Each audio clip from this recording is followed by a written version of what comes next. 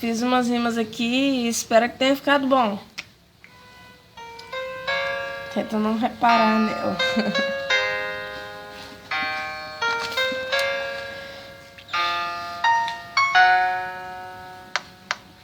Aí, cabeção, diabo não te ama não, mas Jesus te ama e Ele é tua salvação. Só que você não escuta, não vê, não crê, pois quando Ele voltar você vai se arrepender.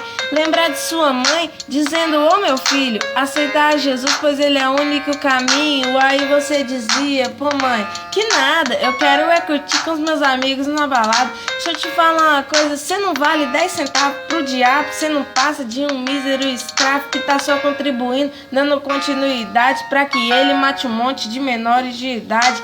Então, irmão, o diabo tá por aí na rua, ele não tem família, então quer destruir a sua. Entrou por uma brecha e ele não tem dó, vai só te decaindo até te levar ao pó.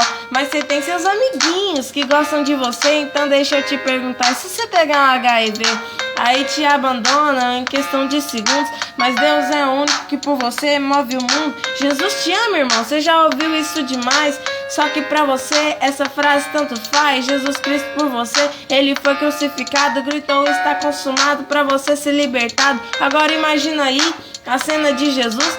Será que seus amiguinhos iriam morrer por você numa cruz? Então, pois é, você já sabe a resposta. Se liga, cabeção, que Jesus bate em sua porta, quer entrar na sua casa pra sua vida ele mudar. Mas ele não entra, só entra se você deixar. Então deixa ele entrar pra mudar a sua vida, assim como fez com a minha. Olha só minha alegria, pela graça de Deus eu tô aqui firme e forte, mas tem uns moleque aí que prefere até a morte. Falo isso porque tem uns colegas meus, você pergunta se é ateu, o cara te diz graças a Deus.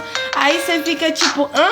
Como assim? Você prefere o diabo que só quer ver o seu fim? Aí ele te olha assim, meio que desconfiado: quem é esse diabo? Eu nem acredito nesse otário. Aí você pensa que não acredita, mas ele quer destruir a sua vida. Só mais forte do que ele é meu Jesus Cristo, derrota Satanás como se fosse um cisco. Então eu já vou indo, e você que tá na lama, eu vou te deixar um recado. Fala que Jesus te ama, entrega sua vida pra ele, irmão, antes que seja tarde.